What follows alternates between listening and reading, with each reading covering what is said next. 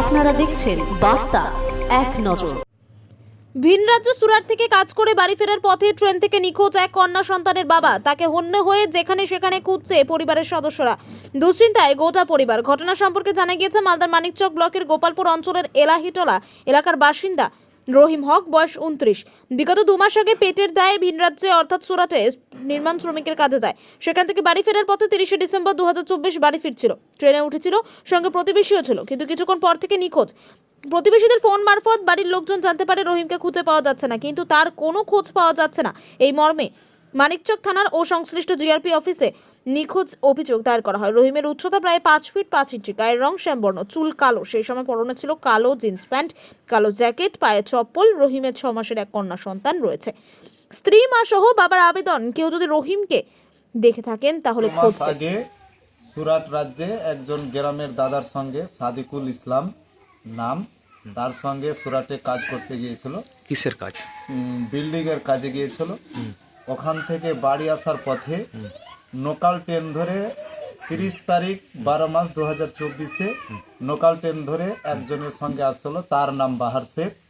হ্যাঁ, ট্রেনে ওঠার পর তার ও 2 স্টপ আসার পর ও বলছে যে আমি আর রহিম হককে দেখতে পাচ্ছি না। আচ্ছা, বাড়িতে ফোন মারফতে কথা বলে। যখন এসছিল স্টেশন তখন কথা হয়েছিল? হ্যাঁ, রহিমের সঙ্গে কথা হয়েছিল? না, রহিমের সঙ্গে কথা হয়নি। বাহার আমার মাকে কথা বলিয়েছে, নিজে কথা বলেছে, ও আমার ভাইয়ের সঙ্গে কথা বলতে দেয়নি। আচ্ছা, তারপরে বাহার ফোন করে বলে যে ওকে দেখতে পাচ্ছি না। এই অবস্থায় আমার ভাই রহিমের সঙ্গে লাস্ট কথা কখন ছিল পরিবারের? লাস্ট কথা হয়েছিল ওই রাত 9টার সময়, 30 তারিখ রাত 9টার সময় কথা হয়েছিল। তখন কি ট্রেন ছেড়েছিল?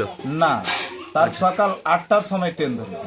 আচ্ছা, তখন স্টেশনে ছিল? তখন স্টেশনে ছিল 8টার সময়। আচ্ছা, তারপরে ট্রেনে ওঠার পর এ বলছে যে তোমার ভাইকে দেখতে পাচ্ছি না। ট্রেনে কি উঠেছিল রহিম?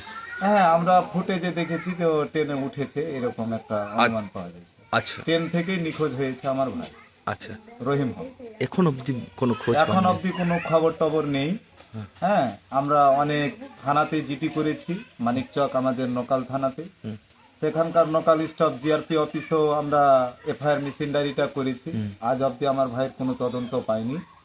হ্যাঁ, খোঁজ পাননি? খোঁজ পাইনি। আচ্ছা, যখন বেরিয়েছিল কি পড়েছিল জানা আছে? হ্যাঁ, আমার ভাই যখন বেরিয়েছিল একটা জিন্স প্যান্ট পরিহত ছিল, কালো ধরনের, আর পোশাকে ছিল একটা হাফ জ্যাকেট কালো, ব্যাগ ছিল কালো ঘাড়ে নিয়ে। এই উচ্চতা কিরকম? উচ্চতা 5 ফিট 5। গায়ের রং সাদা শ্যামবর্ণই বলে। আচ্ছা, পড়াশোনা করেছে? পড়াশোনা আমার ভাই এইচএস পাস। তো কোনো কি অসুবিধা হয়েছিল?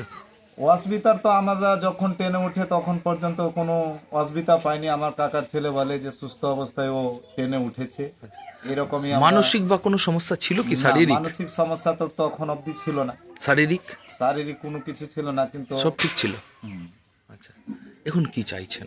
এখন চাইছি যে আমার ভাই নিখোঁজ হয়ে আছে 30 তারিখ থেকে, আমার ভাইয়ের জন্য সার উদ্ধার হয়। বয়স কত আপনার ভাই? বয়স 29 বছর আমার ভাই। বিয়ে শাদী হয়েছে? বিয়ে শাদী হয়েছে।